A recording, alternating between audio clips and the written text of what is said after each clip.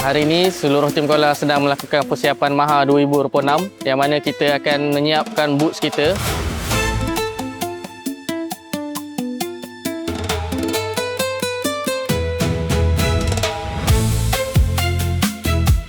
Buat pertama kali Maha 2026 ni kita buka warung daging kola yang mana kita jual daging perap, meatball, patty burger dan banyak produk lain lagi. Semoga esok semuanya berjalan dengan lancar dan jumpa anda di Maha 2026.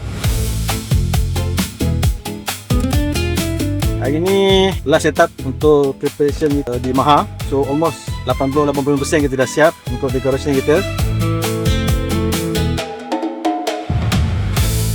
Bagi pengunjung-pengunjung semua, esok ramai-ramai turun kan, daripada 28 sampai 6 bulan kita akan buka sepanjang hari daripada jam 10 pagi sehingga 8 malam ke sini. Baru ke Maha, wajib ke kolam.